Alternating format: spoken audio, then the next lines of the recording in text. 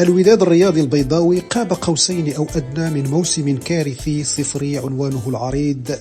مدرب أقنع الجميع أن الفشل والصبر أسلوب حياة جديد في كرة القدم.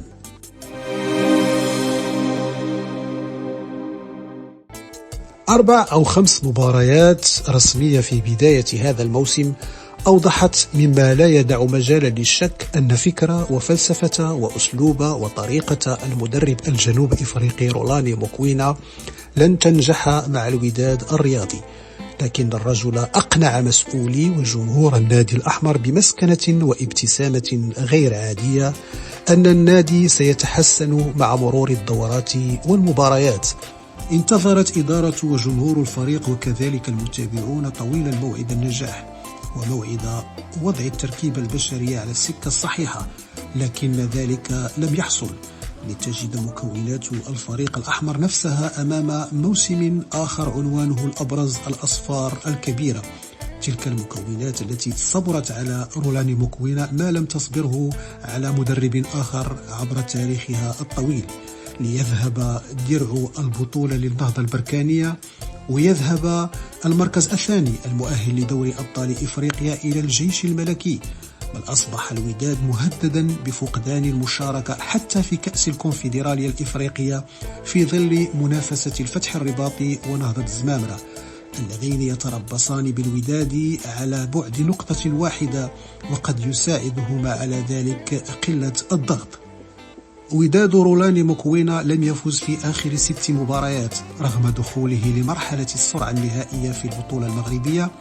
تعادل بميدانه أمام النادي المكناسي والفتح الرباطي والرجاء الرياضي، وخارج ملعبه أمام النهضة البركانية الذي لعب ب10 لاعبين منذ الدقيقة 50 واتحاد طنجة وأولمبيك آسفي، بل الأقصى من ذلك، فالفريق كان الأقرب للهزيمة في جل المباريات ال6 الأخيرة.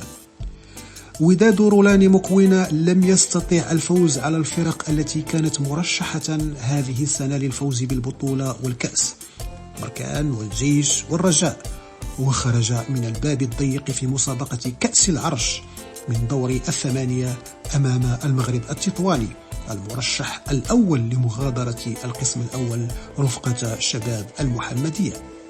وداد رولاني موكوينا بدا تائها مشتتا في جل المباريات لدرجة حصول 4 لاعبين على البطائق الحمراء التي ساهمت في فقدان نقاط مهمة في رحلة هذه السنة. منير الهباش في الدورة الثانية ضد تطوان، وعبد المنعم بوطويل ضد الجيش في الدورة 13، وإسماعيل بن قطيب في الجولة 16 ضد المغرب الفاسي. ومساء أمس تحصل المهدي مبارك بسذاجة كبيرة على بطاقة حمراء أمام أولمبيك آسفي. رولاني موكوينا سيترك الفريق في نهاية الموسم الحالي وهو مقبل على المشاركة في النسخة 21 من كأس العالم للأندية ضمن من المجموعة 7 التي تضم مانشستر سيتي ويوفنتوس والعين الإماراتي. رولاني سيترك الفريق دون هويته ولا أداء مقنع جراء عدم استقراره على تشكيلة واحدة واعتماده على لاعبين كثر برهنوا على عدم استحقاقهم لحمل القميص الثقيل.